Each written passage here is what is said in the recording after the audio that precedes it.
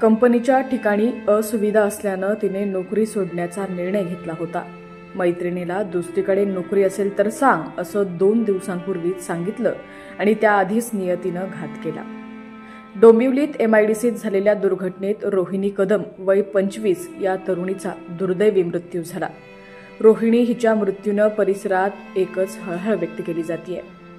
Dombivli MIDC phase 2 मधील अमुदान या रासायनिक कंपनीत झालेल्या स्फोटात 8 जणांचा मृत्यू झाल्याची माहिती आतापर्यंत हाती आली होती।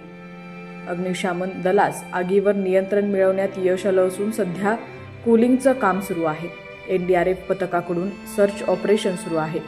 या दुर्घटनेत मूळची कोकणातील रायगड जिल्ह्यातील श्रीवर्धन तालुक्यातील कोलमांडला येथील रोहिणी कदम या 25 वर्षीय तरुणीचा दुर्दैवी मृत्यू झालाय।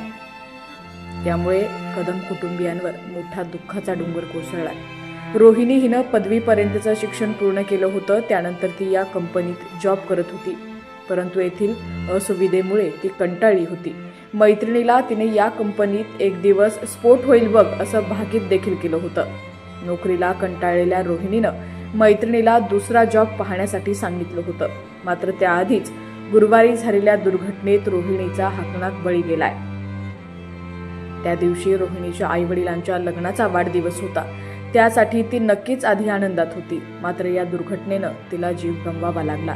आपल्या घरातील हसती खेळती रोहिणी गमावल्यानं मोठं दुःख कदम कुटुंबियांच्या वाट्याला आलेलं आहे। मूळचे कोकणातील असलेले कदम कुटुंब हे अनेक वर्ष डोंबिवली इथं नोकरीसाठी स्थायिक झाले। नुकताच या कुटुंबानं पाण्याची अडचण लक्षात घेऊन वास्तव्यासाठी नवीन जागा स्थलांतरित व्हायचा निर्णय घेतला होता। येत्या रविवारी हा गृहप्रवेश होणार होता, मात्र या सगळ्या आनंदावर आता निष्ठुर नियतीनं विरजण घातलेला आहे। रोहिणीच्या वडिलांचा व्यवसाय असून आई गृहिणी आहे, अशी माहिती कदम कुटुंबियांच्या निकटवर्तीयांनी दिलेली आहे। या धक्कादायक दुर्घटनेत कामगारांचे मृतदेह जळाले असून छिन्न विछिन्न झालेले आहेत। शुक्रवारी काही मृतदेहांचे तुटलेले अवयव रेस्क्यू टीम गोळा करत आहे। हे दृश्य पाहून प्रत्येकाच्या काळजाचा ठोका चुकत आहे। मृत कर्मचाऱ्यांची ओळख पटवणं मोठं आव्हान आहे।